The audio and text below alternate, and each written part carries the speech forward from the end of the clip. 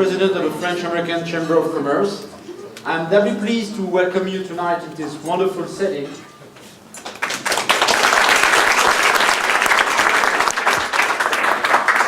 I know that I am really very honored to be here tonight for this new step of cooperation, I would say, between France and California in the field of high-speed rail transportation.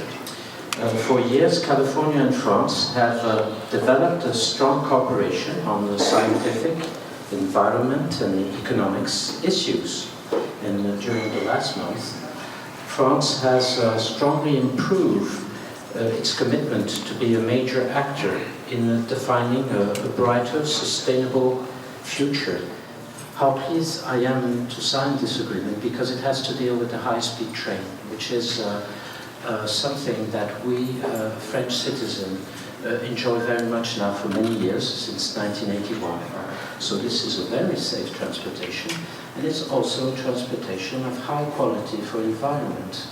Emits less pollution, 4 times less pollution than any airplane at the moment, less carbon, something like 40 times less carbon than airplanes. So there it is, and thank you, Mr. Chairman. De la part de tous les Californiens, je remercie tous les représentants diplomatiques de la France for entering into this joint agreement, which together with passage of a mere $9.95 billion bond issue on November 4th will ensure commencement of construction of the first phase of California high-speed rail from Anaheim to San Francisco in 2 hours and 39 minutes at a price of $55 one way, and with environmental benefits which will surpass the most widely acclaimed in all the world, and enable California to satisfy the requirements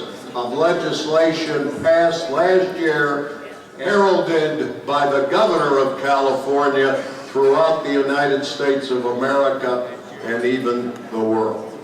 Merci, merci, merci.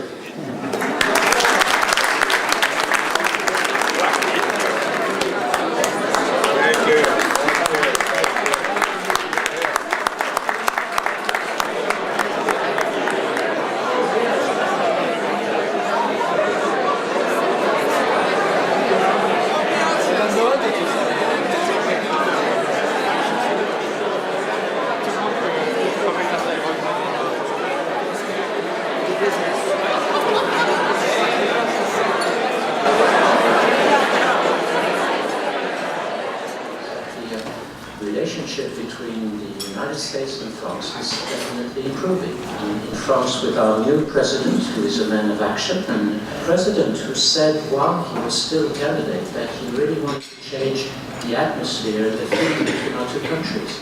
And the interesting point, you have to be aware of that, is that at the time when he made those statements, while he still was a candidate, many of his political advisors told him that he was going to lose the election because of that. And I think they got it wrong. And this is what Nicolas Sarkozy managed to show by experience, because he was elected, well elected. As you know, he came very quickly to your country, first on a private holiday that surprised, I think, everybody here. Then he came back again in November of last year on a bilateral and official visit, addressed the Congress in a major speech. I think that went down also very well.